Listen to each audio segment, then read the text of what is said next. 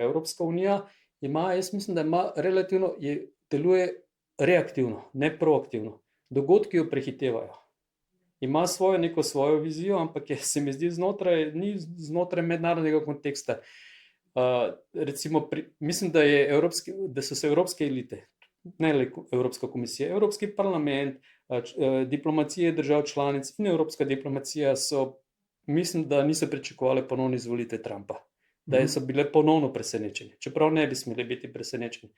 Nekako so stavili, da bo Biden ali pa da bo demokrati in ostali na oblasti in tudi, da bodo čezatlantski odnosi se vendarle počasneje spreminjali.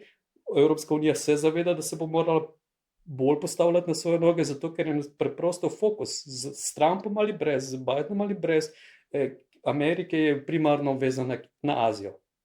In tukaj Evropska unija bi morala v vsakem primeru se postavljati na svoje noge.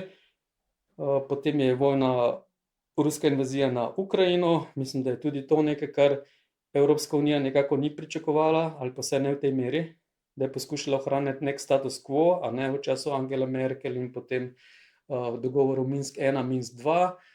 In potem mislim, da je presenečen zelo hiter, to pravzaprav preseneča cel svet, hiter spon Kitajske, tehnološki, gospodarski, trgovinski vpliv na mednarodne odnose držav BRICS in širše. Je naslednji vidik